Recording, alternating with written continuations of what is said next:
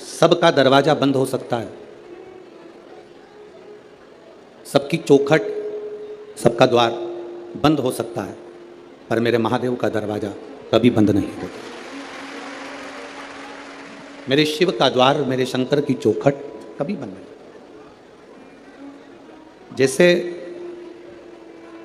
मौत का कोई समय नहीं होता, मृत्यु का कोई समय नहीं होता, शिव महापुराण की कथा कहती है, वैसा ही भगवान शंकर की भक्ति का कोई समय नहीं होता। जब तुम्हारा मन करे तब शंकर की आराधना करो। तेरी कृपा बिना ना हिले एक भी अणु, लेते हैं स्वास्थ्य तेरी कृपा से तनु तनु। हे गंगाधार मुक्ति द्वार ओंकार तू, भोले ओंकार तू, आयो शरण तिहारी शंभु तार तार तू। बखान क्या करूं मैं राखों के ढेर का, चपटी भगोत में खजाना कुबेर का। शिव कथा कहती है, सबके दरवाजे, सबके द्वार बंद हो सकते हैं, सबकी चौखट बंद हो सकती है, सबका द्वार बंद हो सकता है, पर मेरे महादेव का दरवाज़ा कभी बंद नहीं होता। मेरे शंकर की चौखट कभी बंद नहीं होती, मेरे शिव का द्वार कभी बंद नहीं होता। बैकुंठ में दरवाजा है, ब्रह्मलोक में दरवाजा है, इंद्रलोक में दरवाजा है, पितृलोक में दरवाजा है, पर कभी किसी ने सुना कि कैलाश पर दरवाजा है? कैलाश पर दरवाजा है क्या? नहीं। कठिन।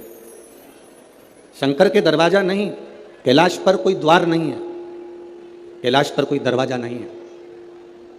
किसी ने महाकाल बाबा से पूछा, देवादिदेव महादेव से पूछा कि बैकुंठ में दरवाजा लगा हुआ है, इंद्रलोक में दरवाजा लगा है, ब्रह्मलोक में दरवाजा लगा है, केवल एक कैलाश ऐसा है जहां पर दरवाजा नहीं लगा है। आप भी अपना दरवाजा क्यों नहीं लगवा लेते? आप भी द्वार क्यों नहीं लगवा लेते? भगवान शंकर ने कहा, माता और पिता एक ऐसे होते हैं जो कभी भी दरवाजा लगाकर नहीं सोते हैं। बुजुर्ग माता पिता अपना दरवाजा खोल कर सोते हैं कि बेटे को, कौन सी बहू को, कौन से पोते को, कौन सी बेटी को, किसको हमारी कब जरूरत पड़ जाए तो हमारा दरवाजा खुला के खुला रहे, ये द्वार बंद ना किया जाए। माता पिता का जैसे कमरा, माता पिता का घर, माता पिता का द्वार बंद नहीं होता। बेटा कैसा भी है, पिता उसको गले से लगाता ही, वो पिता है। एक पिता के दो पुत्र हैं, एक पुत्र ने कहा कि पिताजी मुझे तुम्हारे साथ में नहीं रहना है, मुझे मेरी जायदाद का हिस्सा दे दो। मैं आपके साथ रहना नहीं चाहता, मेरी जायदाद का, मेरी प्रॉपर्टी का हिस्सा दो, मुझे यहाँ से जाना। पिताजी ने बेटे को समझाया कि जायदाद का हिस्सा लेकर करेगा क्या, बर्बाद हो जाएगा, मत ले हिस्सा। नहीं नहीं, मुझे चाहिए। पिता ने जायदाद का हिस्सा दे दिया। अपनी प्रॉपर्टी के 3 हिस्से करे, एक अपने छोटे बेटे को, एक अपने बड़े बेटे को, एक हिस्सा पिता ने अपने पास में रखा। छोटा बेटा जायदाद का हिस्सा लेकर शहर चले गया। शहर में गया तो उसके बहुत सारे मित्र बन गए, बहुत मित्र। धीरे धीरे उस मित्र ने, उन मित्रों ने मित्र का सारा धन हड़प कर उसको कंगाल कर दिया। आखिरी में वो रोने लगा कि मैं जाऊं तो जाऊं कहां, कहां जाऊं। उसने सोचा कि अब तो पिताजी से मैं अपनी प्रॉपर्टी का हिस्सा भी ले आया, पिताजी से मेरी जायदाद का हिस्सा ले आया, मैं कहां जाऊंगा। पर उसने सोचा एक बार पिताजी के पास चलते हैं। 8 साल के बाद बेटे को बाप की याद आई, पिता की याद आई, 8 साल के बाद। और बेटे को याद आई, पिता के पास में गया। पिताजी खेत में काम कर रहे थे, फसल लगा रहे थे। बेटे ने देखा पिताजी फसल लगा रहे हैं, पिता की दृष्टि बेटे पर पड़ गई। पिता दोनों हाथ फैला लिया, बेटा आकर अपने पिता के गले से लग गया। बेटे ने कहा, पिताजी मेरी पूरी प्रॉपर्टी सब समाप्त हो गई, मेरा धन पूरा चले गया, आप मुझे चिल्लाएंगे नहीं? पिता कहते हैं धन चले गया कोई बात नहीं, प्रॉपर्टी चली गई कोई बात नहीं, पर मेरा बेटा मेरे पास आ गया, इससे बढ़कर कोई धन नहीं, इससे बड़ा कोई सुकून नहीं जिंदगी का। मेरे भगवान देवादिदेव महादेव का जो दरवाजा है एक पिता का दरवाजा है, मेरे शंकर का द्वार एक पिता का द्वार है। बेटा कैसा भी हो, बेटा किसी भी तरह का हो, तो भी मेरा शंकर, मेरा उघड़दानी, मेरा त्रिकालदर्शी, मेरा कैलाशी, मेरा अविनाशी, मेरा शिव उसको गले से लगा लेता है। अपने बेटे को वो अपने गले से लगाता है। सारे दरवाजे बंद हो सकते हैं, सारे दरवाजे। जब विपदा की घड़ी आती है, दुख का समय आता है, कष्ट की घड़ी आती है, सब साथ छोड़ देते हैं। कौन किसके साथ गया? आपके मोहल्ले में अगर कोई मरा तो उसके साथ कोई दूसरा मरा, अरे बोलो तो जम के, नहीं हो सके नागपुर में फैशन हो, कोई मरा उसके साथ कोई दूसरा मरा, नहीं मरा। कोई जला तो उसके साथ दूसरा जला, नहीं। किसी का अंतिम संस्कार हुआ तो उसके साथ में कोई उसके परिचित ने कह दिया कि मुझे भी साथ में जला दो, नहीं।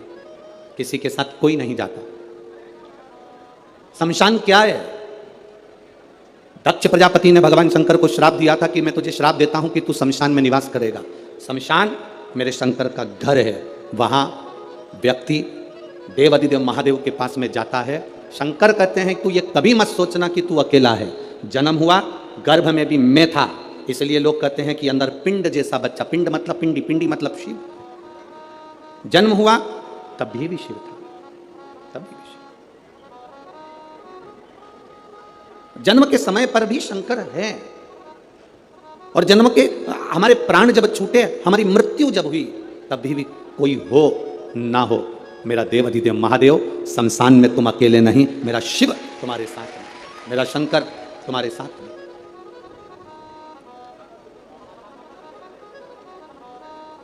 संसार में दो चीजें दो लोगों से नहीं पूछी जाती है। पूरे संसार में दो चीजें दो लोगों से नहीं पूछी जाती है। एक, स्त्री से उसकी आयु नहीं पूछी जाती है। बोलो सही है कि गलत है? संसार में दो चीजें दो लोगों से नहीं पूछी जाती है।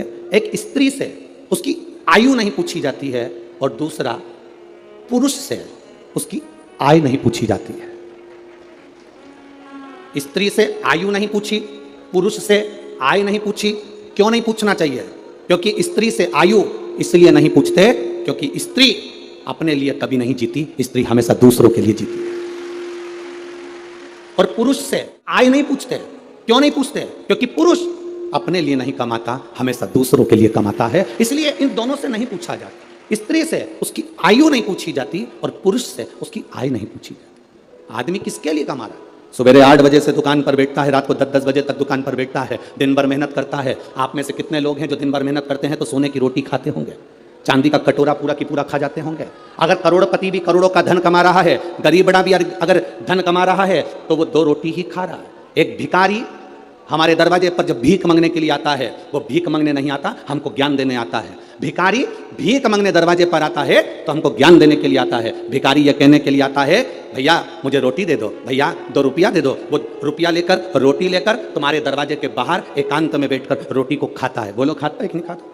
भिखारी जब दरवाजे पर आता है तो ज्ञान देने के लिए आता है, रोटी मांगता है, दरवाजे पर खाता है।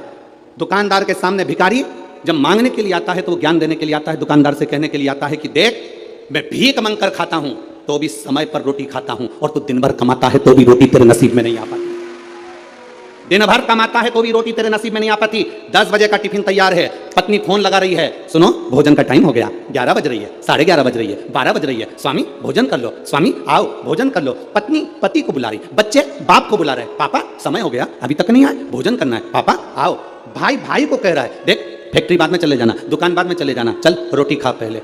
पत्नी रोटी के लिए बुला रही, बच्चे रोटी के लिए बुला रहे, पर अभी बस 2 ग्राहक और कर लूं इसके बाद आता हूं, 2 फाइल और निपटा लूं इसके बाद आता हूं, 2 काम और कर लूं इसके बाद आता हूं। और हम जिस रोटी के लिए कमा रहे हैं, जिस रोटी के लिए मेहनत कर रहे हैं, जिस रोटी के लिए हम 24 घंटे लगे हैं, मालूम पड़ा वो रोटी धीरे धीरे छूटती चली गई। 10 बजे रोटी खाने वाला 12 बजे खा रहा है, 12 बजे वाला 1:30 बजे खा रहा है। फिर बीमारी हो गई शुगर की, बीमारी हो गई बीपी की। कभी डॉक्टर तुम्हारा परिचित हो तो उससे पूछना कि बीपी और शुगर कैसे होते हैं। समय पर जो भोजन नहीं करता उसको बीपी और शुगर की बीमारी होती चली जाती है। समय पर जो अपनी जिंदगी को नहीं जीता उसको बीमारियां बढ़ती चली जाती है। पूछो कभी। एक भिखारी भी हमको ज्ञान देता है कि अपनी जिंदगी में जो हमने कमाया है उस कमाई का थोड़ा सा अंश हम अपने ऊपर खर्च करें। हम कमाई का अंश, इस व्यासपीठ से कभी नहीं कहा आपसे कि आप अपने धन को किसी को दे दो, आप अपने धन को किसी को दान कर दो। हम कभी नहीं कहते इस व्यासपीठ से कि तुम तुम्हारी संपदा उठाकर किसी को दिया ना या किसी को दान कर आना। हम इतना जरूर कहते हैं कि तुमने जो कमाया है, तुम जो कमा रहे हो उसको अपने ऊपर खर्च जरूर करना, जिससे लगे कि तुमने मेहनत कर कर कमाया तो अपने ऊपर खर्च किया। खर्च किया तुमने। स्त्री से कभी आयु नहीं पूछी जाती, पुरुष से कभी आय नहीं पूछी जाती, क्योंकि स्त्री कभी अपने लिए जिंदगी नहीं जीती। जीती है तो पहले माँ बाप के लिए, माता पिता ब्याह कर कर भेज देते हैं तो पति के लिए, पति के बाद में जब बच्चे आ जाते हैं तो बच्चों के लिए, फिर जीती है तो अपना पोता पोती नाती पंती के लिए। पूरी जिंदगी स्त्री अपने शरीर को अगर संभाल कर रखती है तो दूसरों के लिए रखती है कि मेरे बच्चे सुखी रह लें, मेरा परिवार सुखी रह ले, मेरा परिवार सुखी रहे, मेरे बच्चे सुखी रहें, मेरा कुटुंब सुखी रहे, मेरे रिश्ते सुखी रहें। स्त्री से आयु नहीं पूछी जाती, पुरुष से आयु नहीं पूछी जाती।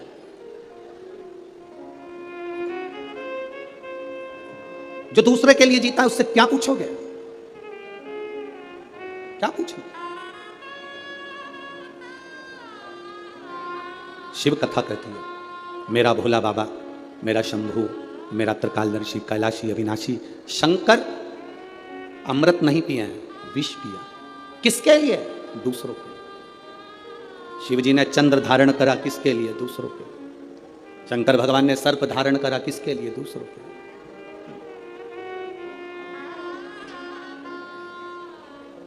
सर्वे भवन्तु सुखी। अपने लिए क्या रखा? क्या रखा? पार्वती जी ने पूछ लिया था भोलेनाथ जी से, बाबा आप सारी दुनिया को देते हो, अपने पास कुछ नहीं रखते हो, क्यों नहीं रखते? शिव जी कहते हैं, पार्वती मुझे रखने की जरूरत नहीं है। मैंने जिसको दिया है अगर वो उसका सही उपयोग करेगा तो उसका एक अंश मेरे पास आएगा। अगर उसने सही उपयोग करा तो उसका एक अंश मेरे पास में आएगा, मेरे करीब में पहुंचेगा। अगर वो सही उपयोग कर रहा है तो। आप किस चीज का सही उपयोग कर रहे हैं? नयन दिए मेरे धर्मा बाबा ने दर्शन करने के लिए, इन नेत्रों से हम दिन भर अपने मोबाइल को, अपनी टीवी को देखते रहते हैं। श्रवण दिए भगवान ने कथा को सुनने के लिए, हम इससे कथा श्रवण नहीं कर पाते। मुख दिया मेरे दातार ने भजन करने के लिए, हम भजन नहीं कर पाते। पांव दिए मंदिर तक जाने के लिए, हम जा नहीं पाते। हाथ दिए जनमानस की सेवा के लिए, हम सेवा नहीं कर पाते। शरीर का प्रयोग करा कहाँ? मुख का प्रयोग करा मदिरा पीने में, शराब के नशे में, गंदे नाली के पानी में। कान का प्रयोग करा निंदा और चुगली और गाली सुनने में। नेत्रों का प्रयोग करा गंदी चीजें देखने में। पांव का प्रयोग करा गंदी जगह जाने में। हाथ का प्रयोग करा गंदी वस्तुओं को छूने में। हमने प्रयोग करा क्या? हम ले क्या पाए भगवान शिव से? शंकर के मंदिर जाना, जल का पात्र लेकर जाना, वहां से खाली पात्र लेकर मत आना। आपको पहले भी कथा में कहा, बोला था कि नहीं बोला था? शिव जी पे चढ़े हुए जल को थोड़ा सा झेल कर कलश में डालकर जरूर लेकर आना, उसका आचमन करना, घर में छींटना। शंकर के पास जाना तो कभी खाली वापिस मत आना। शिव कथा कहती है, अगर आप जल चढ़ाने नहीं भी गए, बिना लोटे के, बिना जल के, बिना बेलपत्र के, बिना धतूरे के, बिना शमी पत्र के, बिना चावल के दाने के भी आप शंकर के पास अगर पहुंच गए हो तो शंकर आपको कभी खाली नहीं भेजता, वो झोली भर कर ही भेजता। शिव भक्ति होती ही ऐसी है। शंकर भगवान की अविरल भक्ति का फल ही यही है। शंभु शरणे पड़ी मांगू घड़ी रे, दुख काटो दया करी। शिव कथा कहती है, भगवान की शरणागति के करीब में जब हम जाएं तो हम भगवान से कुछ मांगे चाहे ना मांगे, वो दिल से देता जरूर है, दिल से देता। आप लोगों से एक बात पूछें क्या? जवाब दोगे? अरे बोलो तेरे नागपुर वालों, पक्का? ठीक है। तुम्हारी आर्थिक स्थिति ठीक है, तुम्हारी आर्थिक स्थिति ठीक हो और मानसिक स्थिति ठीक नहीं हो, तो आर्थिक स्थिति का कोई कारण, कोई अच्छा फल होगा क्या? जम के तो बोलो जरा। और अगर तुम्हारी आर्थिक स्थिति ठीक नहीं हो, तुम्हारे पास में धन नहीं हो, ज्यादा गाड़ी बंगला नहीं हो, और तुम्हारी मानसिक स्थिति ठीक हो, तो उसका फल होगा कि नहीं होगा? होगा ना, उसका फल। यही नागपुर की कथा, आज चतुर्थ दिवस की कथा प्रत्येक मानव के जीवन में जाना चाहिए। तुम्हारे घर में धन बढ़े चाहे ना बढ़े, पर तुम्हारा मन और तुम्हारी बुद्धि, चित्त तुम्हारा अच्छा होना चाहिए, तो तुम्हारा धन अपने आप बढ़ जाए। आर्थिक स्थिति ठीक हो और मानसिक स्थिति ठीक नहीं हो, तो धन का क्या करोगे? पैसा क्या खाओगे कि डनलप के गद्दे को छाती पे धर के ले जाओगे? क्या करोगे उस धन का? आर्थिक स्थिति से ज्यादा जरूरी है मानसिक स्थिति ठीक होना। मन ठीक नहीं है, दिमाग ठीक नहीं है, बुद्धि ठीक नहीं है, चित्त ठीक नहीं है, तो करोड़ों का धन अलमारी में भरा रहे तो उसका मतलब क्या मतलब? सारे देवताओं में, 33 कोटि देवी देवताओं में, सारे देवताओं की आर्थिक स्थिति बिल्कुल ठीक है। करोड़ों का धन है, संपदा है, सुख है, वैभव है, सबके पास में वैभव है, सबके पास में धन है। पर मेरे बाबा के पास में आर्थिक स्थिति भी ठीक है और मानसिक स्थिति भी ठीक है। वो दुनिया के मन को अपने कंट्रोल में रखते हैं। एक बार लक्ष्मी जी ने नारायण से कहा था, प्रभु आपका और हमारा झगड़ा होता रहता है, आपका और हमारा विवाद होता रहता है, आप हमारे पति, हम आपकी धर्म पत्नी और विवाद करते हैं। ब्रह्माणी ब्रह्मा जी से कहती आप और हमारा विवाद होता रहता है, धन बढ़ गया पर घर में सुख भी तो होना चाहिए। शिव भगवान नारायण ने कहा, लक्ष्मी घर की मानसिक स्थिति ठीक करने का सबसे सुंदर तरीका है, सबसे सुंदर तरीका, लक्ष्मी शिव की आराधना करो। लक्ष्मी जी ने कहा मैं शंकर की आराधना? हाँ। लक्ष्मी जी ने कहा आप कह रहे हो बिल्कुल सही है, मेरी मां, लक्ष्मी जी की मां का नाम क्या था? भगवान नारायण की सासू का नाम क्या था? ख्याति देवी। क्या नाम था? ख्याति देवी।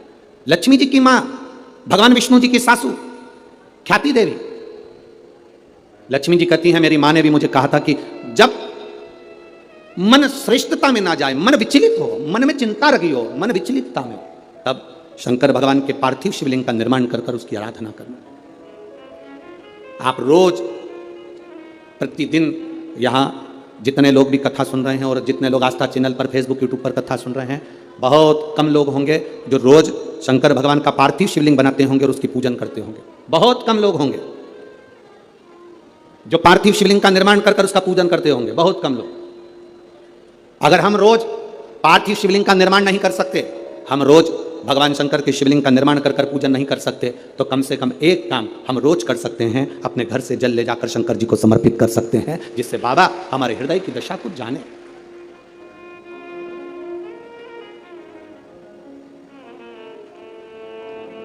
आज का जीवन कैसा हो गया? आज का जीवन है कैसा? जैसे सरकारी स्कूल का टीचर, सरकारी स्कूल में नौकरी करने वाला, सरकारी स्कूल में पढ़ाने वाला टीचर अपने बच्चे को पढ़ाता है प्राइवेट स्कूल में और कामना करता है भोलेनाथ जी से कि मेरे बेटे की नौकरी सरकारी स्कूल में लग जाए। जरा विचार करना, सरकारी स्कूल का टीचर अपने बच्चे को पढ़ाता है प्राइवेट स्कूल में और नौकरी लगवाना चाहता है, बोलो जम के बोलो जरा, सरकारी स्कूल में। हमारी बात दुनिया के लोगों को बहुत बुरी लगती है महाराज, बाद में कहते हैं सियोर वाले महाराज को बोलने का तरीका नहीं है। तो तुम जिस दिन तरीके पे आ जाओगे तो हम भी तरीके से बोलना प्रारंभ कर देंगे, उसमें क्या दिक्कत है? उसमें क्या टेंशन? सरकारी स्कूल में पढ़ाने वाला टीचर, सरकारी स्कूल का प्रिंसिपल, सरकारी स्कूल में पढ़ाने वाला टीचर अपने बच्चे को पढ़ाता है प्राइवेट स्कूल में और बेटे की नौकरी लगवाना चाहता है सरकारी स्कूल में। कारण उसको स्कूल की पढ़ाई का अंदाजा है, उसको स्कूल की कमाई का भी अंदाजा है, इसलिए वो नौकरी सरकारी चाहता है। अगर तू अपने बेटे को सरकारी नौकरी चाहता है तो अपने बेटे को सरकारी स्कूल में पढ़ाना भी चाहिए, पढ़ाना भी चाहिए। जब तुम अपने बच्चे को सरकारी स्कूल में पढ़ाओगे तो तुम्हें मालूम पड़ेगा कि हमें किस तरह से बच्चे को पढ़ाना है, हमें कितना ज्ञान देना है, कितनी प्रबलता देना है, कितनी विद्वत्ता देना है। एक साइंटिस्ट पहले अपने साइंटिस्ट बनने वाला पहले धीरे धीरे धीरे धीरे प्रैक्टिकल कर करके तब जाकर साइंटिस्ट बनता है। आप भी जब अपने ऊपर अमल करोगे तब मालूम पड़ेगा कि जिंदगी की दौड़ में हमें कितने आगे निकलना है, कितने पीछे हम जा रहे हैं।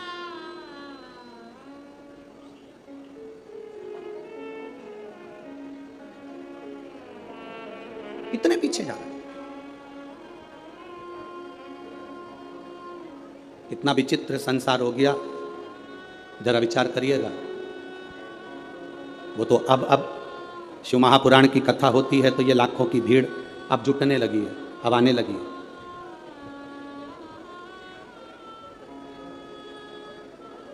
बहुत कठिन है महाराज, बहुत कठिन। भक्ति में मन लगाना, भगवान की भक्ति में जुड़ना, अपने आप को शिव तत्व की ओर लेकर जाना बहुत कठिन है। अपने भीतर से शंकर की ओर जाना। आप में से कई माताएं बैठी हैं जो बात बात में कह रही थी घुटने काम नहीं कर रहे। अरे बोलो तो जी सही है कि गलत है? जीजियों ए नागपुर की जीजियों, सही है। माता कहती है घुटने काम नहीं कर रहा है, कोई के मेरा हाथ काम नहीं कर रहा, कोई के मेरा कमर काम नहीं कर रही। आज तक एक भी ऐसी नहीं मिली जो कह दे मेरा दिल काम नहीं कर रहा, मेरा मन काम नहीं कर रहा। दिल काम कर रहा है तभी तो लगी रहती है।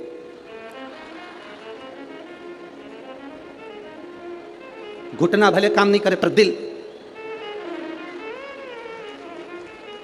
काम कर रहा। आज तक नहीं मिली एक, जितने मिले सब ऐसे ही मिले। घुटना काम नहीं कर रहा, हाथ काम नहीं कर रहा, सिर काम नहीं कर रहा, पीठ काम नहीं कर रही। आज तक नहीं बोला कि मेरा दिल काम नहीं कर रहा। जब तक मैं कथा नहीं सुनती मेरा दिल नहीं लगता, ये मन नहीं लगता, ये चित्त नहीं लगता, ये काम ही नहीं करता,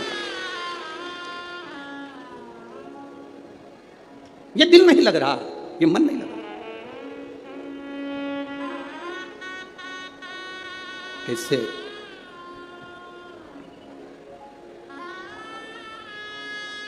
भगवान शंकर की भक्ति के बिना ये मन कैसे लग जाए? कैसे? अरे खानो नहीं भावे मने पीनो नहीं भावे, दौड़ दौड़ मन सत्संग जाए। और मैं तो शिव की दीवानी ऐसी हो गई रे, सपनों में आवे मारे डमरू वाला। मेरा डमरू वाला मुझे दिख रहा। जब दिल बिना कथा के नहीं रहता, कथा नहीं भी होती है तो लोगों को कानों में भी ऐसा लगता है कि सियोर वाला महाराज कहीं कथा बाज रहा है। किसी किसी को होता है जिसकी कानों में कथा सुनने की आदत हो जाती है, जब टीवी पर भी नहीं आती तो कथा लगती है। आपके साथ भी हुआ होगा, कभी किसी गली में से निकल रहे होगे तो आपको लगा होगा ऐसा लग रहा है कथा चल रही है। जिसको ऐसा लगे कि मुझे ऐसा लग रहा है कि कथा चल रही है, गली में से निकल कर जा रहे हो, आवाज आ गई, ट्रेन में सफर कर रहे हो, बस में सफर कर रहे हो, तुम्हें आवाज आ गई, तुम्हें ऐसा लगे कि कथा चल रही है, समझ लेना तुम्हारा दिल भोलेनाथ से लग गया। अब मानता नहीं है, ये चित्त लगता ही नहीं, शिव में समाहित हो। बोल बम का नारा है, शिव में हमारा चित्त लग गया, शंकर में हमारा मन लग गया, ये हृदय लग गया और उसी से लगना। वो कहे सताओ ना हमें लोगों, हमें दिल की बीमारी है, सताओ ना हमें लोगों, हमें दिल की बीमारी है।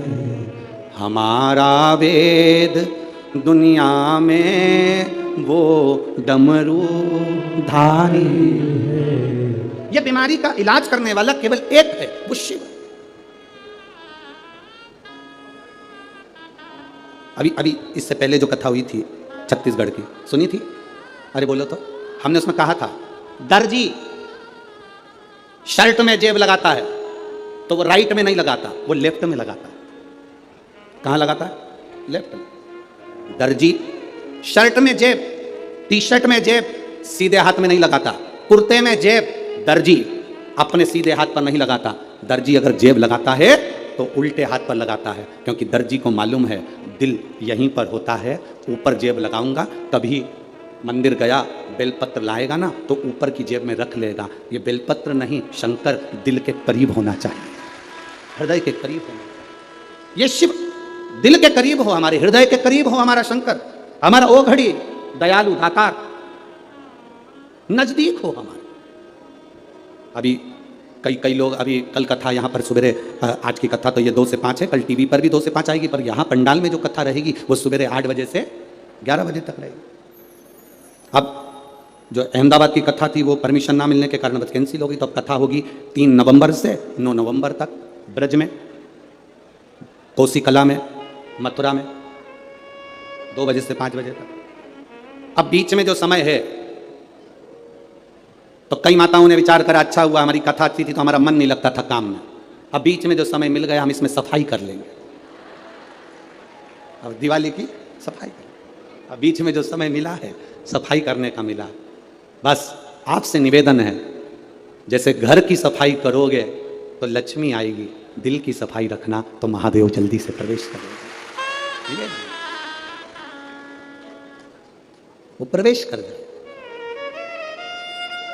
रीझता है वो। जैसे विजयदशमी के दिन समर्पित की गई शमी का एक पत्ता, महादेव को अगर एक शमी का पत्ता विजयदशमी के दिन समर्पित कर दिया जाता है तो जिंदगी में कभी वैभव और धन की कमी नहीं आती। उसी तरह इस हृदय को शिव तत्व में समाहित कर कर रखना, समाहित। एक कथा आप लोगों ने सुनी होगी, महर्षि वर्तंतु।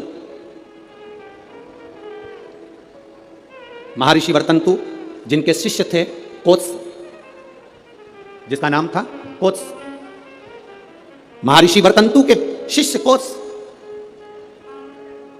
बड़े आज्ञाकारी थे कोत्स, और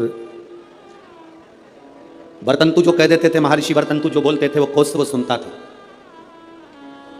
महर्षि वर्तंतु का एक काम बड़ा प्रबल था, वो कोत्स से हमेशा कहते थे कि पार्थिव लिंग का निर्माण करो, मैं पूजन करने आ रहा हूं, पार्थिव लिंग का निर्माण करो, मैं पूजन करने। ये वर्तंतु ऋषि, महर्षि वर्तंतु कोत्स से कहते थे।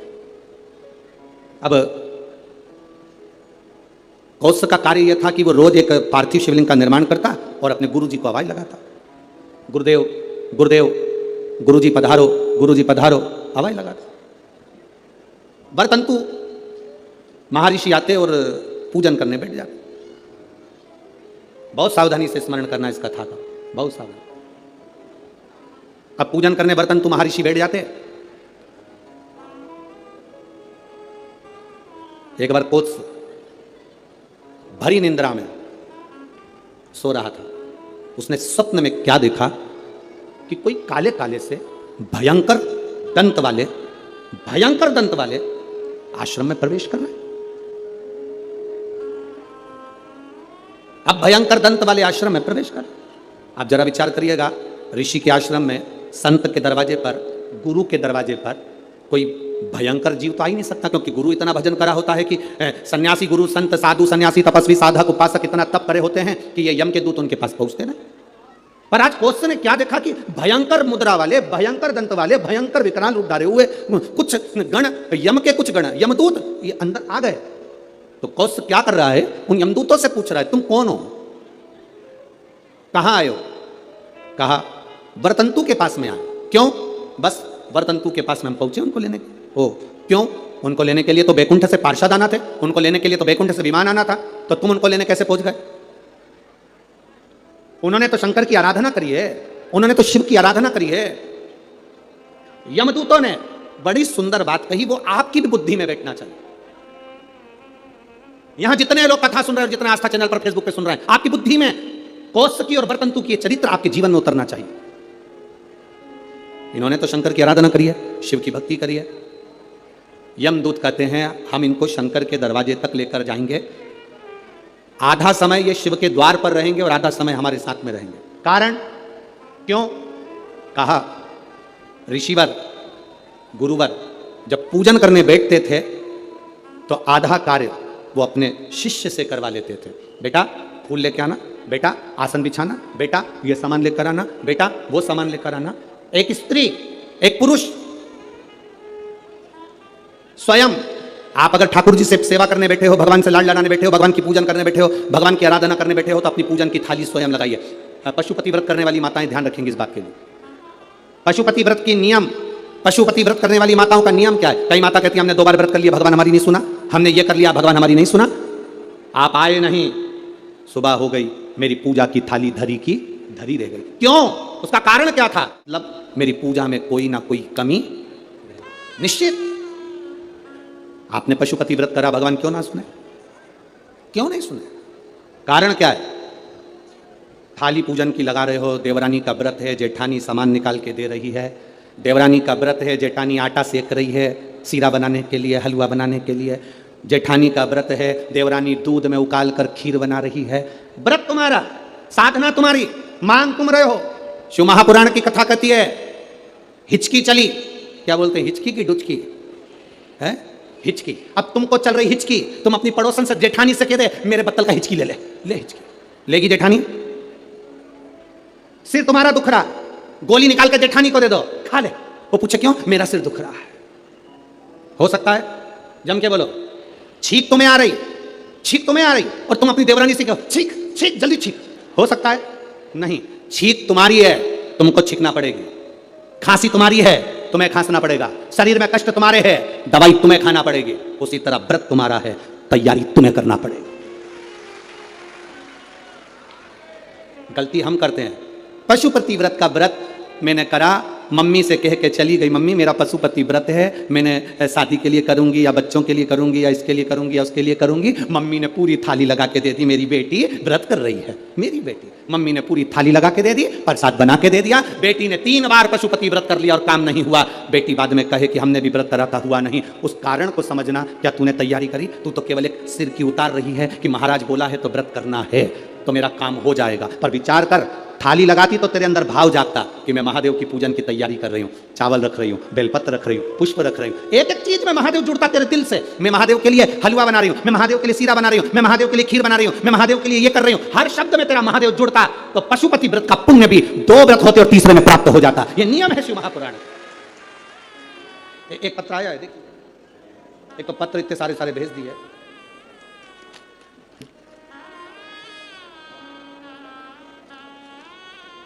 मेरा नाम काजल राहुल कलाइन, मैं नागपुर से हूँ, डिप्टी सिग्नल चिरखली महाराष्ट्र। कहीं बैठी हो तो हाथ हिला सकती हैं। आप ही हैं? हाँ, बहुत बहुत साधुवाद, बाबा की कृपा पर बनी रहे। गुरुदेव, मुझे बच्चे नहीं थे, संतान का सुख नहीं था, कई साल बीत गए थे गुरुदेव। बच्चों का सुख नहीं, संतान का सुख नहीं। बच्चे को लाइयो साथ में, लाओ, ले आओ ले आओ ले आओ। मेरे यहाँ बच्चे का सुख नहीं था, संतान का सुख नहीं था। डॉक्टर के हिसाब से संतान का सुख नहीं था गुरुदेव। पर एक बार ऑटो में सफर करते करते एक बहन जी ने मुझसे कह दिया कि तू पशुपतिनाथ का व्रत कर। गुरुदेव, पशुपतिनाथ का व्रत एक बार करा, उसका फल नहीं मिला। मैंने सोचा हो सकता है कोई गलती हो गई हो, तब मैंने फिर दूसरी बार पशुपतिनाथ का व्रत किया। और बाबा की कृपा का मैं क्या गुणगान करूं गुरुदेव। शिव शिव है। 26 जून को मेरा गर्भ ठहर गया और बाबा की कृपा से बाबा ने ऐसी करुणा करी, ऐसी दया करी गुरुदेव कि 12/2/2023 को मेरे घर में संतान की प्राप्ति हो गई। मैं बाबा को यहाँ नमन करने आया। गुरुदेव, मुझे जो संतान हुई वो 8वां महीना भी पूरा नहीं लग पाया था। डॉक्टर के हिसाब से बच्चा कमज़ोर होना था, बच्चे में बल नहीं आना था, उसके शरीर में कष्ट रहना था। पर मेरे बाबा ने मेरी लाज रखी गुरुदेव, और 8वां महीना भी चालू नहीं हुआ और जो संतान हुई बाबा की कृपा से पूरी स्वस्थ हुई। उसको मैं लेकर आई हूँ बाबा को प्रणाम करने के लिए।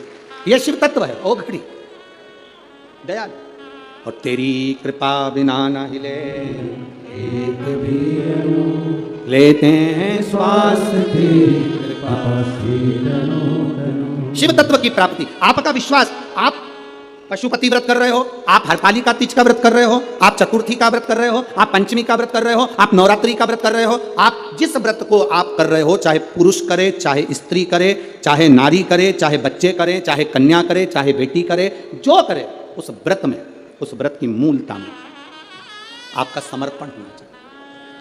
उस व्रत की मूलता में आपका समर्पण।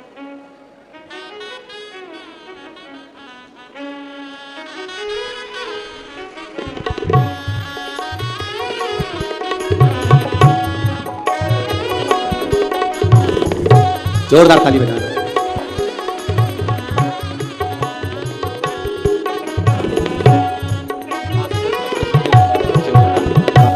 शंभू, अरे लुटा दिया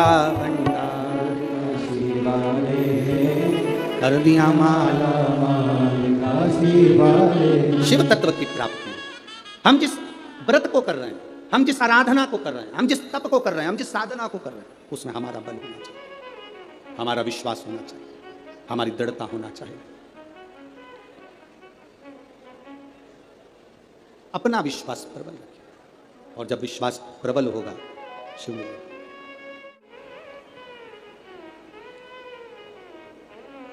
शिव प्राप्त होंगे, ये निश्चित है, क्योंकि शंकर बड़े दयालु हैं, बड़े दयालु।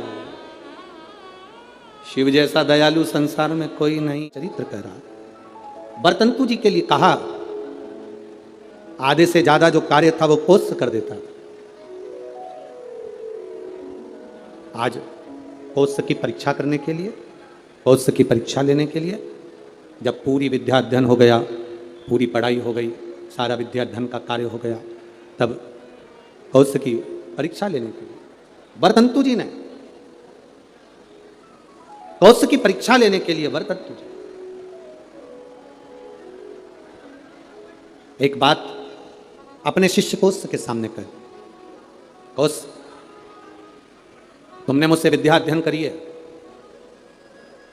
अब देखिए शंकर का पार्थिव शिवलिंग बनाकर गुरु को दे देना और गुरु उसकी पूजन करना, उसका फल देखिए कितना विचित्र, उसका फल कितना विचित्र होगा। उस तुमने पार्थिव शिवलिंग का निर्माण करा और निर्माण करने के बाद में तुम मुझे उस शिवलिंग को दे देते हो। तुम कहते हो कि मुझे यम के दूत लेने आए थे, पर वो कहीं ना कहीं उस क्रम में कहीं ना कहीं वो मुझे लेने के लिए आए, परंतु उस भोग को मुझे भोग, शिव तत्व को भी जाना है और यमलोक को भी जाना है। अब मैं आपसे इतना सा कहना चाहूं, बरतंतु ने कहा, कोस तुमने मुझसे विद्या अध्ययन करी है, आज विद्या अध्ययन के फल स्वरूप मेरी जो दक्षिणा बनती है वो मुझे दीजिए। गुरुवर क्या दूं मैं आपको, बोलिए। शिव कृपा देखिएगा कितनी प्रबल होती है। केवल पार्थिव शिवलिंग का निर्माण कर देना, पूजन कोई करे कर रहा है, अपने क्षेत्र में, अपनी कॉलोनी में, अपनी सोसाइटी में, अपने एरिया में कहीं शंकर का मंदिर बन रहा है, शंकर का शिवालय बन रहा है, बन सके आप उसमें सहयोग प्रदान करना, नहीं बन सके तो किसी की टांग मत खींचना कि ये मंदिर क्यों बन रहा है, ये शिवालय का निर्माण क्यों कर रहे हो, शिवालय क्यों बनवा रहे हो। केवल शंकर भगवान के पार्थिव लिंग का निर्माण करने वाले उस कोष पर शिव कृपा कैसी होती है, वो कथा यहां वर्णन कर रहे। बरतंतु जी ने कहा, बरतंतु का, अब बरतंतु ने कहा, कोस कोस मैंने जो तुमको विद्याध्ययन कराया उसकी दक्षिणा। कोस ने कहा, गुरुवर ये पूरा जीवन आपके लिए है, ये पूरी जिंदगी आपके लिए, आप बताइए क्या दे सकता हूं, क्या प्रदान करूं मैं, आप बोलिए। कोस तूने मुझसे विद्या अध्ययन करी है, 14 करोड़ सोने की मुद्रा, मेरी विद्या अध्ययन जो तूने करी उसके फल स्वरूप तुझे देना पड़ेगा। कितनी करोड़? 14 करोड़। 14 करोड़ सोने की मुद्रा। उसकी आंखों में जल भर गया, गुरुदेव मेरे पास तो इतना धन नहीं है, मैं 14 करोड़ आपको सोने की मुद्रा कैसे दे सकता हूं। फिर भी गुरु ने मांगा है, मैं लाकर जरूर दूं। अब गुरु क्यों मांगे हैं ये तो गुरु ही जान सकते हैं। गुरु जो कृपा करते हैं वो दुनिया में कोई नहीं कर सकता। एक संत, सदगुरु, शिव का उपासक, भगवान की भक्ति करने वाला, दिन रात शंकर का स्मरण में डूबने वाला, दिन रात राम नाम कृष्ण नाम की भक्ति में डूबने वाला, केवल उसकी आंख की दृष्टि ही पड़ जाती है तो जीव का कल्याण हो जाता है। वो सहज नहीं है गुरु।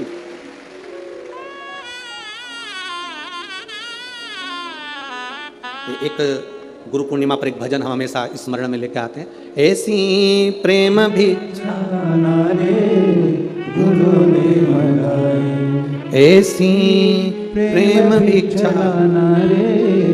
गुरु ने मंगाई, गुरु ने मंगाई, सतगुरु ने मंगाई, गुरु ने मंगाई, सतगुरु ने मंगाई। ये गुरु क्या कृपा करता है ये किसी को नहीं मालूम पड़ता। एक चेला, उसकी बहन की शादी, गुरुजी से करा, गुरुजी मेरी बहन की शादी है, मैं जाऊं?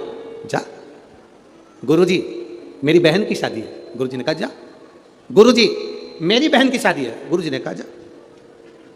अब चेला जाने लगा तो गुरुजी ने कहा देख वो सामने एक झोले में अनार रखे हैं, ले जा। चेले को इतना गुस्सा आया, करोड़ों का धन गुरुजी के पास, क्या छाती पे बांध के मरेगा?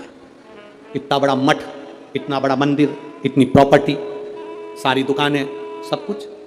गुरुजी ने कहा अनार रखे हैं झोले में, ले जा। ठीक है। चेला कुछ नहीं बोला, अनार लेकर चले गए। रास्ते में जाते जाते चेला जंगल में पहुंचा। वहां के नगर का जो राजा था वो बीमार पड़ गया। नगर के राजा बीमार पड़ा तो उसको जो दवाई देना थी वो अनार के रस में देना थी। पूरे मार्केट में देखा तो अनार नहीं मिला, वृक्षों पर अनार नहीं मिला। सैनिक ढूंढते ढूंढते जंगल में पहुंच गए, इसके झोले में अनार मिला। इसने इनसे अनार मांगे, उसने कहा नहीं, ये मेरे गुरुजी ने दिया है मेरी बहन की शादी के लिए, मैं नहीं दे सकता। जबरदस्ती अनार लिए, उसको बंदी बनाकर राजा के महल में ले गए। राजा को दवाई दी, राजा ठीक हो गए। राजा ने कहा अनार कहाँ से आए? ये लड़का है ना, ये बालक, इसके पास से। बेटा तुम्हारे पास अनार कहाँ से आए? मेरे गुरुजी ने दिए थे, मेरी मैं जा रहा हूँ, मेरे गुरु ने दिया। बेटा अनार तो हमने खा लिया, अब एक काम करो, तुम्हारे अनार से मेरे प्राण बचे, तुम चिंता मत करो। राजा ने अपने मंत्रियों को बुलाकर कहा कि इसकी बहन की शादी एक राजकन्या की शादी जैसी होना चाहिए, राजकुमारी की शादी जैसा होना चाहिए, जाओ करो। राजकुमारी की जो शादी होती है इसकी बहन की शादी वैसी होना चाहिए, राशि ठाट से बहन की शादी करी जाए। अंबार पीतांबर रतन माणिक मोती सोना चांदी हीरा पन्ना सब लगाया गया, सब प्रदान किया। गुरु कभी भी लोगों को लगता है गुरुजी के पास इतना है तो गुरुजी हमको क्यों नहीं दे रहे? गुरु नहीं देगा। भिखारी को देकर भिखारी मत बनाओ, देकर किसी को कमजोर मत बनाओ,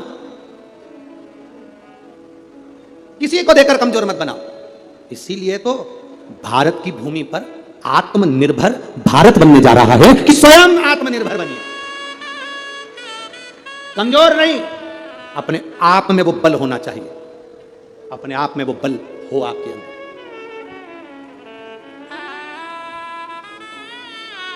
आज प्रेस वार्ता थी, मीडिया के एक बंधु ने एक प्रश्न किया कि कल आपने व्यासपीठ से कह दिया कि शास्त्र और शस्त्र उठाना चाहिए,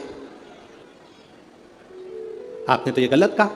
हमने कहा आत्मरक्षा के लिए, स्वयं की रक्षा के लिए, धर्म की रक्षा के लिए और सनातन धर्म की रक्षा के लिए वो बहुत जरूरी हो गया।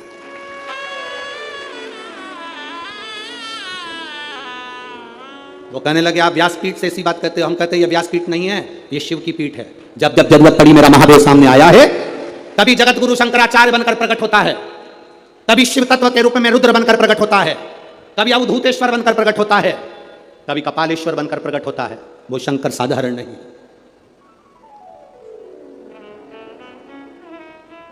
शास्त्र की जरूरत जहां शास्त्र की है वहां शास्त्र की हो, जहां शस्त्र की हो वहां शस्त्र की। क्यों ना दे? आप अपनी भक्ति के बल को तो बढ़ाओ। गुरु अपने हाथ से अपनी झोली में से धन निकालकर 50,000 1 लाख 2 लाख 5,000 2,000 गुरु कभी नहीं देगा। गुरु आपको अगर धन दे देगा तो फिर गुरु किसी काम का नहीं। गुरु अगर देगा तो ऐसा समान, ऐसी कृपा, ऐसी दृष्टि गुरु दे देता है जिससे जिंदगी में तुझे किसी के आगे हाथ ना फैलाना पड़े। वो गुरु देता है, किसी के आगे हाथ ना फैलाना पड़े, वो गुरु कहता है। आज तक इस व्यासपीठ से आपको कभी भभूति दी? अरे बोलो जम के। कोई बेल दी, कोई नारियल दिया, कोई सामान दिया? नहीं। इस व्यासपीठ से केवल एक बात कही कि शंकर के मंदिर जाना, एक लोटा जल चढ़ाना, उसके दरवाजे जाते रहोगे वो तुमको छोड़ेगा नहीं और तुम्हारी जिंदगी को सार्थक कर देगा। बिना भभूति, बिना बेल, बिना नारियल के भी ये दुनिया के पत्र ये भरे पड़े हुए हैं और इससे दुगने ये नीचे रख, उससे दुगने ये बिना भभूति के और बिना पत्र, बिना नारियल के और बिना बेल, ये पत्र जिसमें केवल और केवल तुम्हारा भरोसा और तुम्हारा विश्वास और उसके सिवाय कुछ भी नहीं।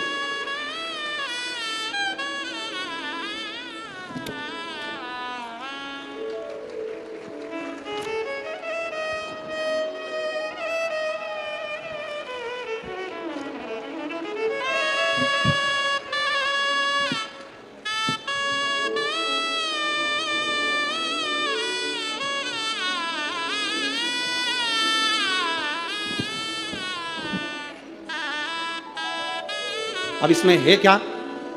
जिसके मन में संशय हो यहाँ से पूरे पत्र उठा कर ले जाओ, पूरी सभा में बांट दो इस कथा के मंडप में। इसमें मोबाइल नंबर भी है, इसमें एड्रेस भी है और उसका नाम भी है जिसको मेरे बाबा ने बिना भभूति, बिना बेलो, बिना नरियल के प्रदान कर दिया। सब भरा है, मोबाइल नंबर, एड्रेस सब मिलेगा। जाओ पूछो क्या दिया महादेव ने, सारी समस्या का हल एक लोटा जल। शिव क्या प्रदान करे, शंकर क्या दिए हैं ये शिव जानते। शंकर क्या प्रदान करे ये शंकर। अरे खाली ना जाता कोई दर से तुम्हारे, खाली न जाता कोई दर से तुम्हारे। अरे मैं भी खड़ा हूँ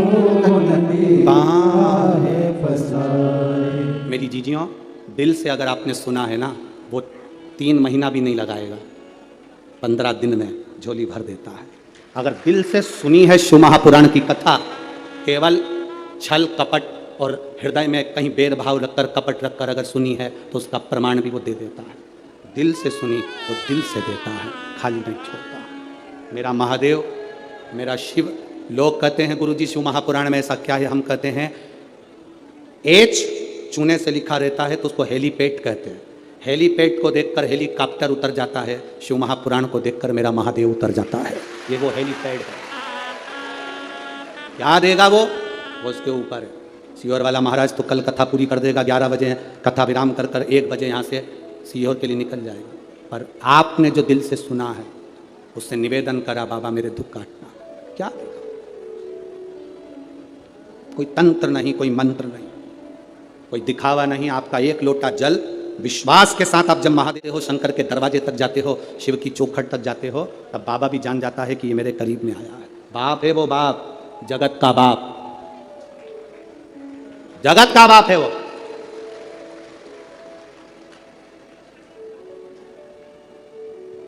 और बाप बाप रहता है, उसको देव नहीं कहते, क्या कहते? महादेव कहते हैं। देवों का भी देव महादेव है वो। 64 योगनियां, 33 कोटि देवता उसके सामने नृत्य करते हैं, सामने, उसको नहीं फर्क पड़ता। केवल इन नेत्रों से जिसने पहचान लिया, पहचान लिया। गुरु क्या देगा? गुरु केवल दृष्टि। क्या करता है गुरु? माला जपता रहेगा, दृष्टि देता रहेगा। केवल माला जपेगा और दृष्टि देगा। वो दृष्टि मूल है। वो क्या है दृष्टि में, वो जानता है।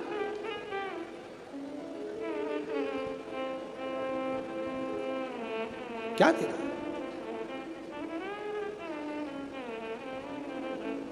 दुकानों पर लिखा रहता है आप कैमरे की निगाह में हो। कथा के पंडाल में जब तक बैठे हो तो तुम ये अंदाजा लगा कर रखना कि तुम शिव की निगाह में हो, शंकर की निगाह। बस जूते, कपड़े, जान पहचान वाले आपको अगर कष्ट दे रहे हैं, कौन कौन? जम के बोलो जरा। जूते, कपड़े, जान पहचान वाले, रिश्तेदार, परिचित, पहचान वाले आपको अगर कष्ट दे रहे हैं तो ये समझ लेना चाहिए कि ये हमारे साइज के नहीं है। ये हमारे साइज के नहीं है। जूता कष्ट दे तो पहचान जाओ कि ये मेरी साइज का नहीं है। कपड़ा कष्ट दे तो समझ जाना कि ये मेरी साइज का नहीं है। और रिश्तेदार कष्ट दें तो समझ जाना कि ये तुम्हारी साइज के नहीं है। साइज देखिएगा कि ये गलत साइज का कपड़ा पहन लिया है आपने, गलत साइज का जूता पहन लिया है आपने, ये साइज के नहीं है। गलत लोगों से संबंध कर लिया आपने, ये साइज के नहीं है। जूता, कपड़ा और रिश्ते, नाते, पहचान वाले अगर कष्ट दे रहे हैं, पहचानना ये तुम्हारी साइज के नहीं है। तुम जिस साइज के हो ना, भले तुम्हारा पेट्रोल पंप नहीं है, भले तुम्हारे पास 4 व्हीलर गाड़ी नहीं है, पर तुम्हारा दिल बड़ा है, वैसा होना चाहिए। साइज पहचानिएगा। धन से साइज की पहचान नहीं होती। धन से कोई साइज की पहचान नहीं होती। संपदा से, कुर्सी से, पद से, प्रतिष्ठा से साइज की पहचान नहीं है। दिल से होती है, हृदय से।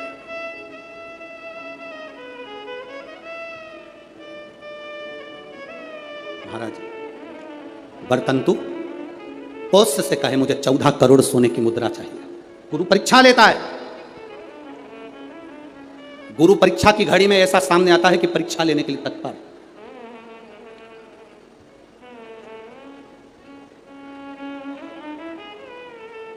ली परीक्षा, 14 करोड़ सोने की मुद्रा, होश गया तुरंत राजा रघु के पास में। राजा रघु से कहा, महाराज 14 करोड़ सोने की मुद्रा मेरे गुरु जी को देना है, मैं ब्राह्मण का बालक हूं, आप दे दो। राजा रघु ने कहा, 14 करोड़ सोने की मुद्रा देने के लिए मना नहीं, पर मैंने अभी यज्ञ करा था, उस यज्ञ में मैंने सोने की मुद्रा सब संतों को, ब्राह्मण जन को बांटी है। मेरे पास में इतनी मुद्रा नहीं, थोड़ी बहुत निकल जाएगी, 1 करोड़ दे दूंगा, 14 करोड़ कहाँ से लाऊं। राजा रघु ने कहा, पर ब्राह्मण मेरे दरवाजे से खाली ना जाए, रुकिए, मैं इंद्र पर आक्रमण करता हूं। गुरु गुरु है, इंद्र पर आक्रमण करता हूं। राजा रघु ने इंद्र पर सेना तैयार कर आक्रमण करना प्रारंभ करा। इंद्र का सिंहासन डोलने लगा। इंद्र दौड़ते दौड़ते भगवान ब्रह्मदेव के पास में गए। राजा रघु इंद्र पर आक्रमण कर रहे हैं, इंद्र लोक पर आ रहे हैं, क्या करा जाए। एक बच्चे को 14 करोड़ सोने की मुद्रा चाहिए, गुरु ने मांगी है, इसीलिए लेकर जा रहा है। उसको 14 करोड़ स्वर्ण मुद्रा, हाँ 14 करोड़, हाँ क्या करें। इंद्र से कहा, राजा रघु यहां पर आए स्वर्ण मुद्रा लेने के लिए, आप कुबेर को बुलाओ और कुबेर से कहो कि तू जाकर 14 करोड़ सोने की मुद्रा दे दे। कुबेर को बुलाया।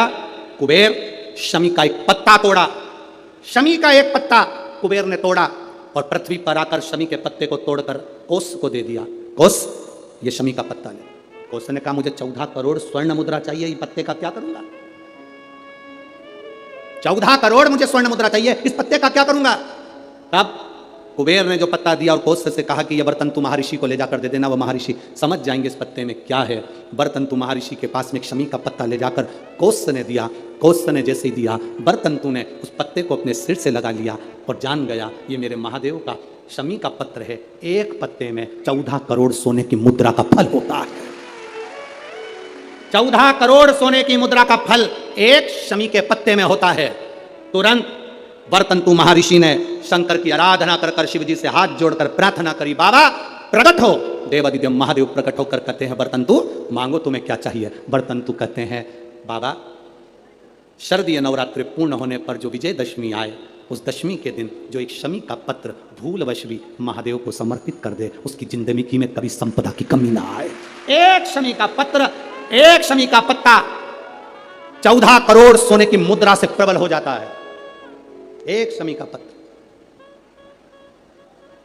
आज भी कई जगह पर विजयदशमी के दिन, कई स्थानों पर विजयदशमी के दिन शमी के पत्ते का लेन देन होता है। शमी के यहाँ होता है कि नहीं होता हमको स्मरण नहीं है, महाराष्ट्र में तो, पर कई जगह पर होता है। यहाँ पर भी शमी का जो पत्र होता है, विजयदशमी के दिन लोग देकर उसको प्रणाम करते हैं, माता पिता को नमन करते हैं। क्यों?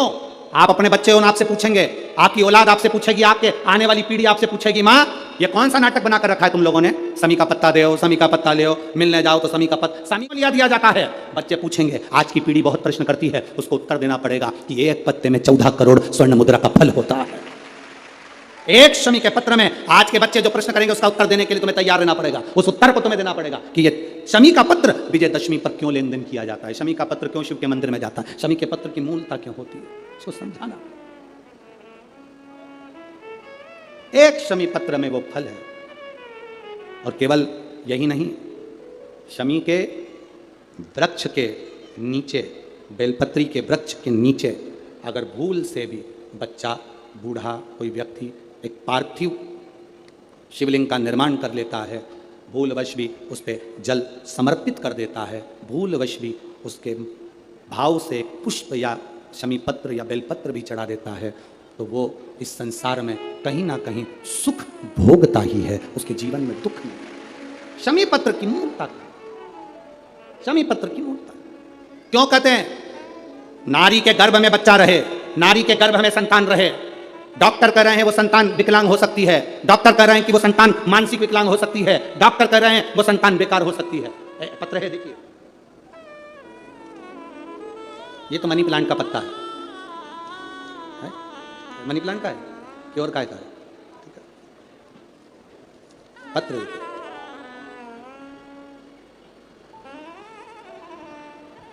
मेरा नाम निशा श्रीवास, भवानी नगर, पारड़ी, नागपुर। मोबाइल नंबर ये है। कहीं बैठी हैं आप ही हैं? हाथ हिलाइए एक बार। गुरुदेव लिया, बच्चे को लिया, लिया। गुरुदेव शादी 2014 में हुई थी, शादी के बाद कोई संतान का सुख नहीं हुआ, टेस्ट भी करवाया तो भी बच्चा नहीं हुआ, डॉक्टर के हिसाब से संतान के सुख का कोई क्रम नहीं दिखा, सारी जगह घूम कर आए पर औलाद नहीं हुई, खूब गोदियां भरवाई पर औलाद नहीं हुई। गुरुदेव, परिवार के किसी व्यक्ति के कहने पर बाबा का पशुपति व्रत किया और बाबा की पशुपति व्रत के साथ में सफेद आंकड़े की जड़ का प्रयोग किया। बाबा ने कृपा करी, 2014 के बाद पहली बार गर्भ ठहरा।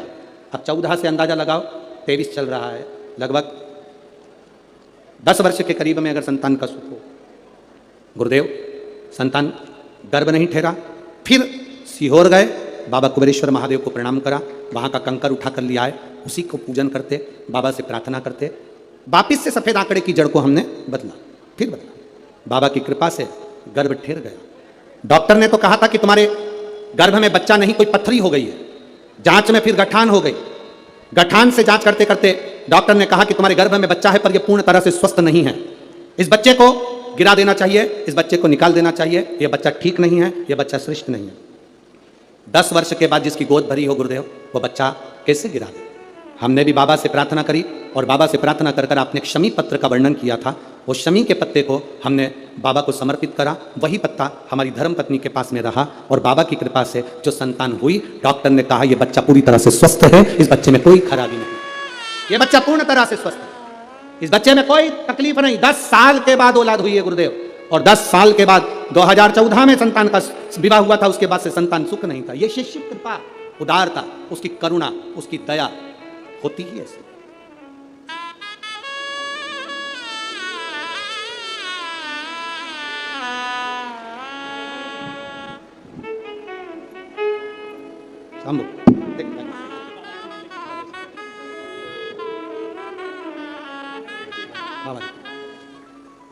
शिव कृपा। पत्र में लिखा, डॉक्टर कह दिए थे कि इसको निकाल दो, ये बच्चा ठीक नहीं है। शमी पत्र का एक भाव कोई साधारण नहीं होता। सबसे दृढ़ है आपका भरोसा, सबसे दृढ़ है आपका विश्वास, और जब विश्वास पक्का होता है तो मेरा बाबा भी देने में कमी नहीं रखता, देने में कमी नहीं रखता। मेरी जीजियों और कथा मंडप में विराजमान मेरे सारे जीजाओं, एक बात का ध्यान लगा कर बैठना कि तुम्हारा यहाँ 3 घंटा 2.5 घंटा तुमने जो बाबा को दिया है ना, ये तुम्हारा 2.5-3 घंटा कभी टॉकीज को देना वो तुम्हारा व्यर्थ जा सकता है। 2.5-3 घंटा अपने परिवार को देना वो व्यर्थ जा सकता है। 2.5-3 घंटा अपने दोस्त को देना वो व्यर्थ जा सकता है। पर ये तुमने जो 3 घंटा रोज 5 दिन तक कथा सुनी, ये तुम्हारी व्यर्थ नहीं जा सकती, ये तुम्हारे खाते में जाती, खाते ये खाली ना जाएगा।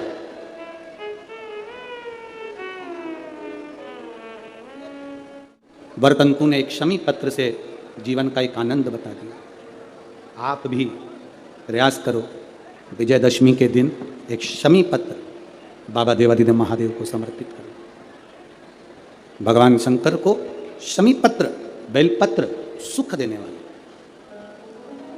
जैसे तारकासुर को मारने के लिए भगवान षडानंद कार्तिकेय प्रकट होते हैं, गंगा जी के जल से 6 रूप बालक प्रकट, कृतिकाओं ने उसका पालन पोषण किया, 6 को 1 कर दिया, उसका नाम कार्तिकेय होगा।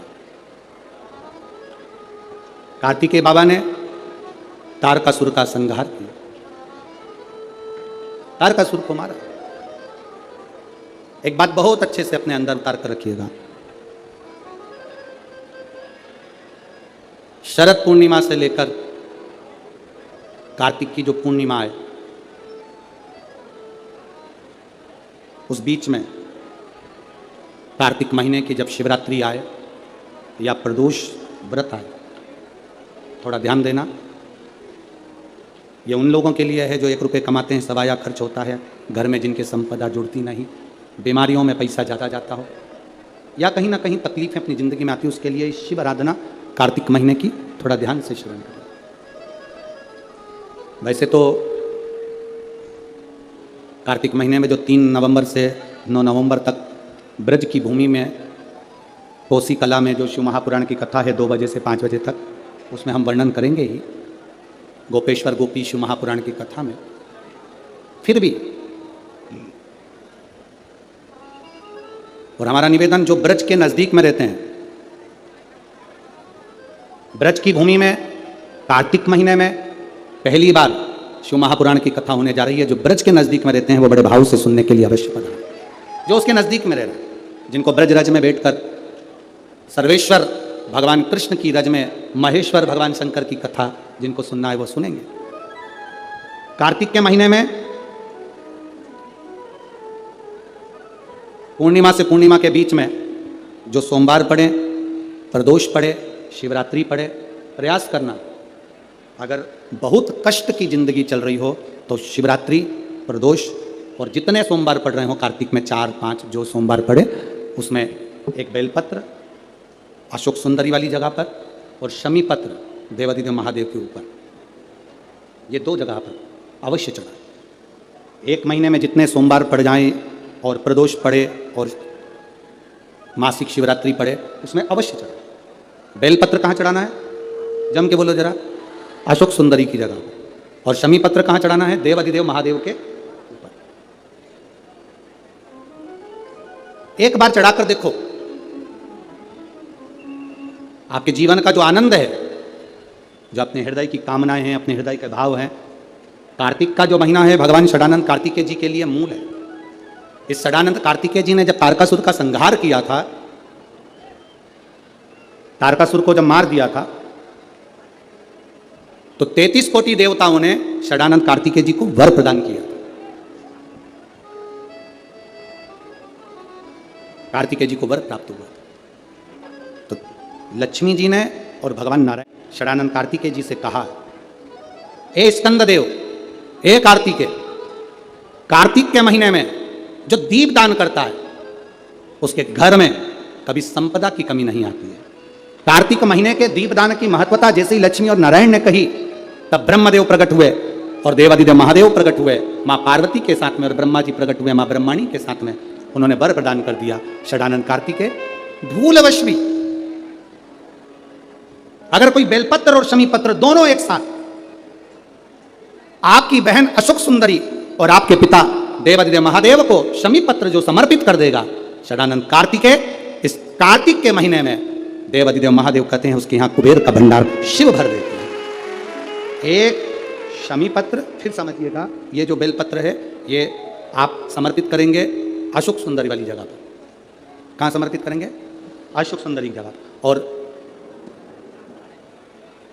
शमी पत्र आप समर्पित करेंगे देवादिदेव महादेव के ऊपर।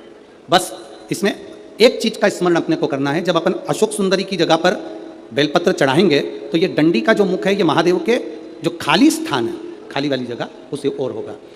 शमी पत्र की जो डंडी का मुख है इसी की और जिस ओर तुमने बेलपत्र चढ़ाया है उसी ओर शमी पत्र की भी डंडी का मुख उसी ओर होगा।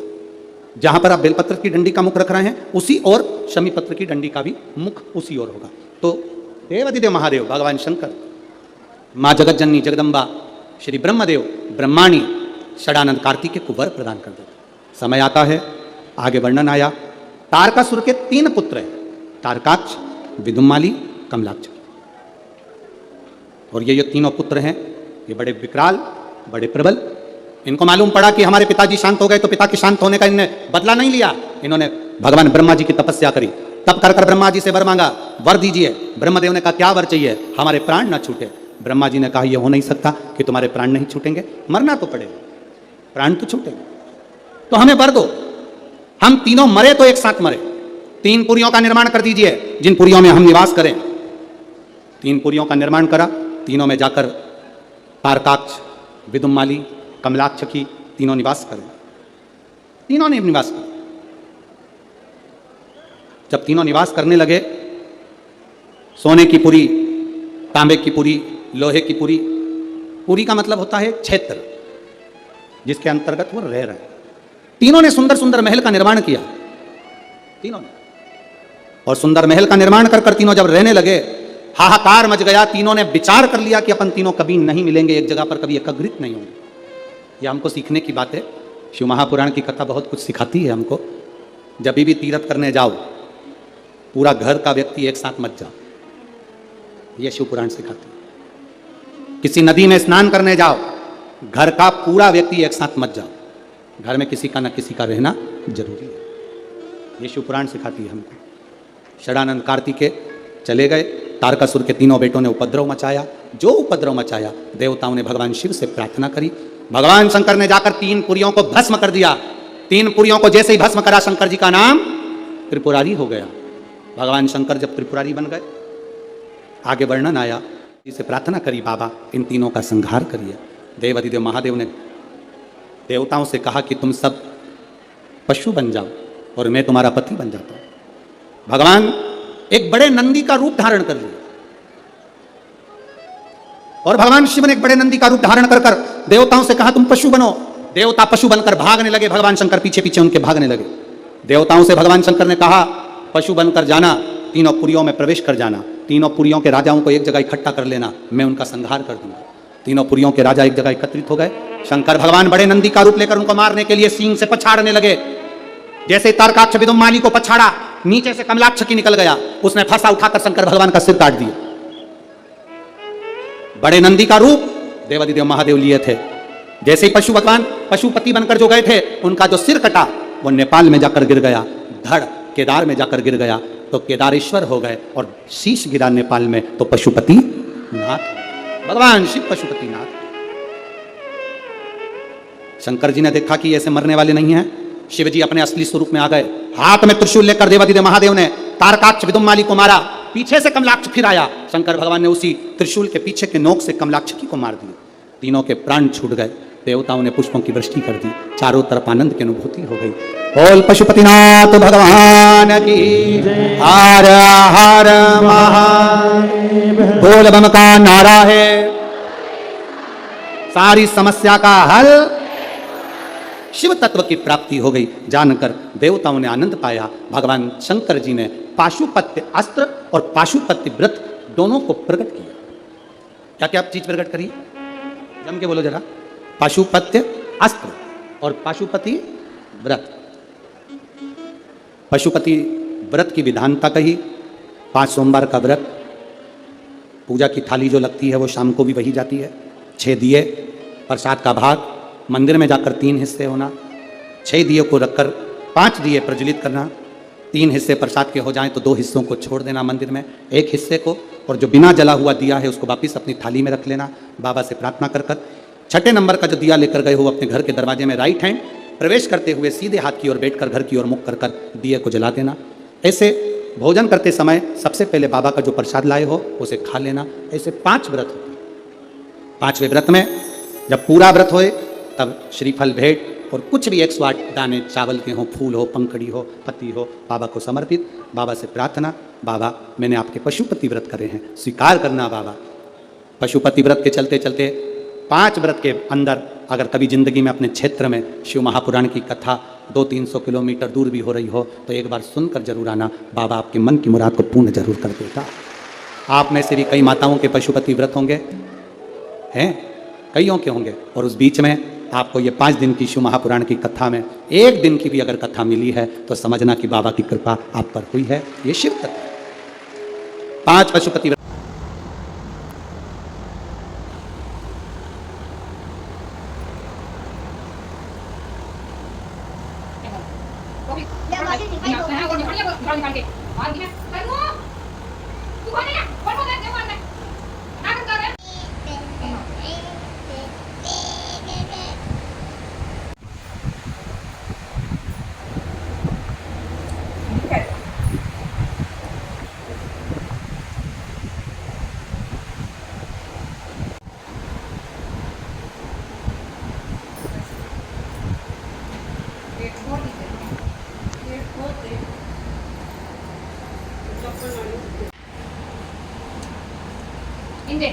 उतार दे। 2 बज गए। क्या कर रहे?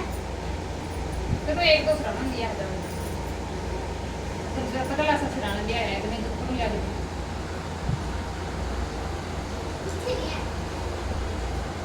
क्या कर रहे? आप खाते?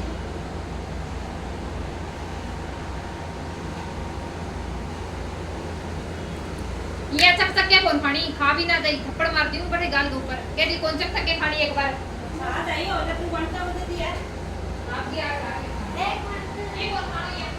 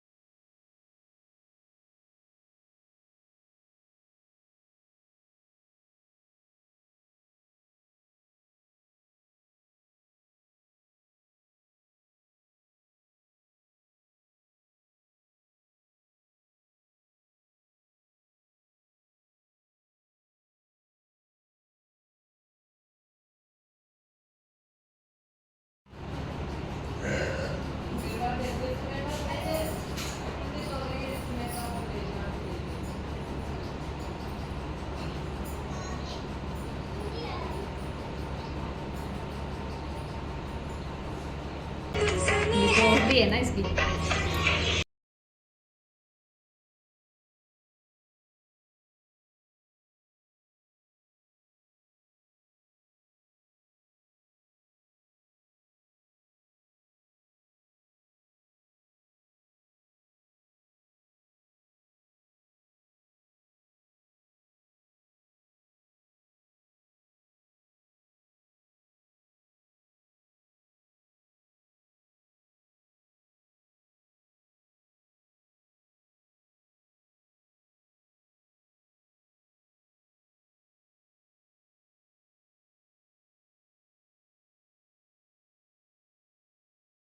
तेरा दे लड्डू राधे राधे। माता माता माता माता माँ माँ की माई माँ